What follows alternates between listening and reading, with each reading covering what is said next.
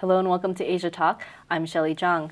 With us today is rising star comedian Dan Nainan, who's making his mark on the comedy world as the first Indian-Japanese-American comedian.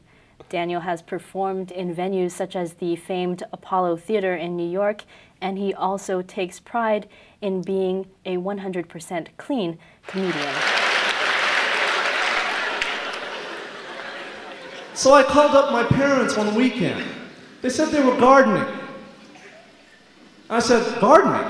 Why don't you just hire a couple of immigrants to do the gardening? My dad says, you bloody fool. A couple of immigrants are doing the gardening.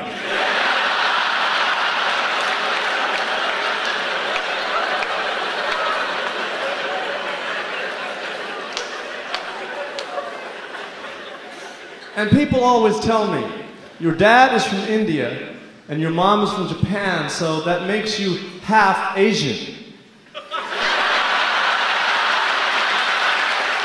Daniel, thank you for joining us today. Thanks for having me. Appreciate it. Now, I have to say, I really enjoy watching stand-up, but one thing that I think of when I see those guys up there is that, man, it's got to be tough. You're really putting yourself out there in front of an audience. Now, is that something you kind of knew when you were going into it? Was it hard in the beginning?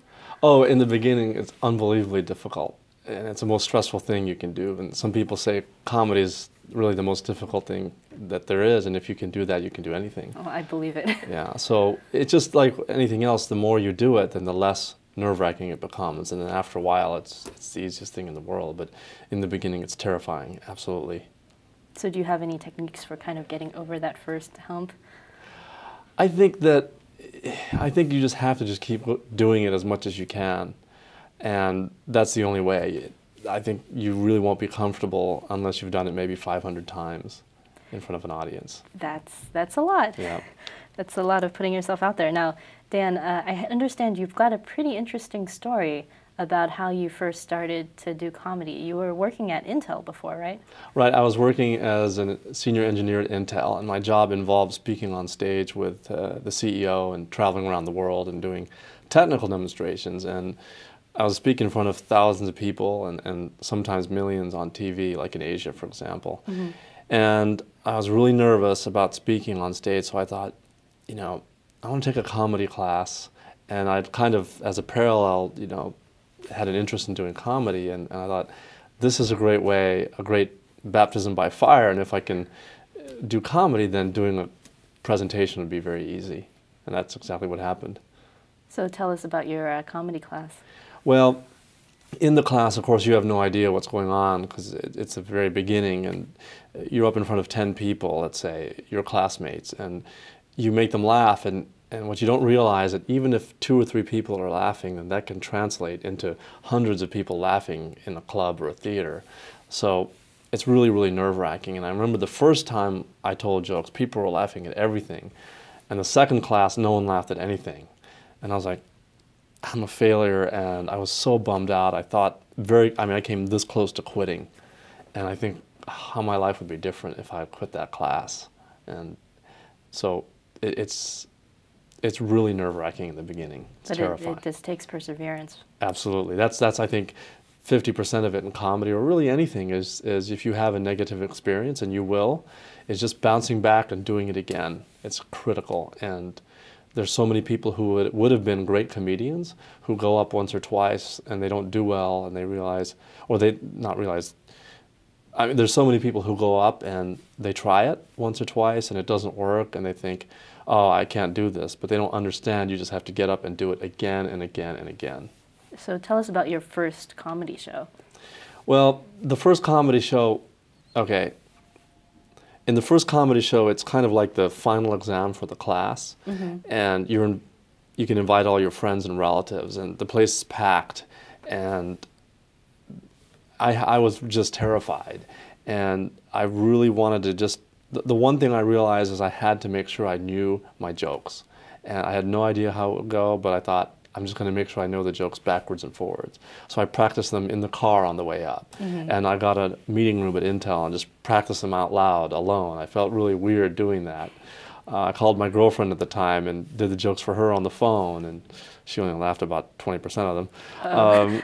So I got up on stage, you know, I couldn't see anything because the lights are right in your face, maybe 2 or 3 people up front. I did my jokes, and from the get-go, people were laughing at everything. There was one joke right in the middle of my best joke. About 2 minutes in, some guy's cell phone rings, and he starts talking on the phone right in front of me. And I'm like, here's my first time on stage. And I made a joke about it, and it happened to work. It made everyone laugh, and I just kept going. So it was very nerve-wracking, but also an incredible experience because I did really, really well, considering.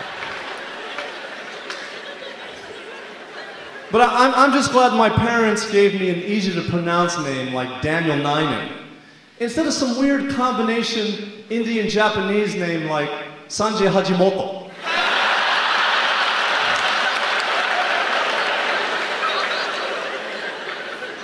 Or Mahatma Mitsubishi.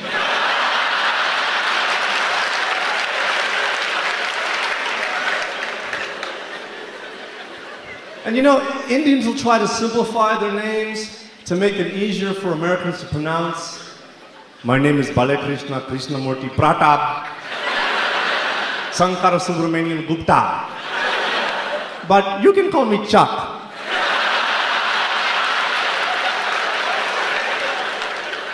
So were there seeds of comedy in your youth? I know you talked about when you started the comedy class that you had thought about it before. Were you the class clown type at all?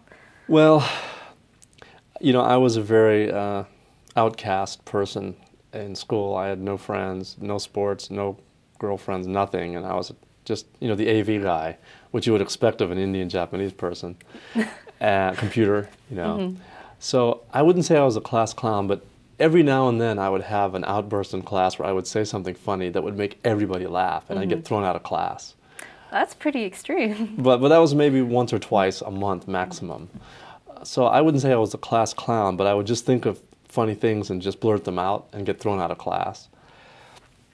Also, when I was young, I would also call people up and use all these fake voices like Indians or East Asian, Southern accents, and I've been doing that my whole life. Like if I call a restaurant or, you know, a store or something and just use a fake accent. And so I guess that was kind of a warm-up for doing voices and on the radio and being a comedian. So basically you started as a prank caller.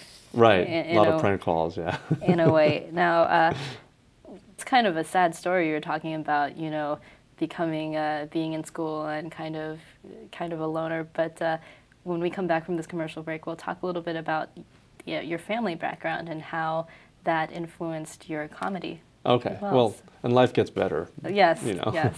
We'll be happy to hear that part too. So join us when we come back.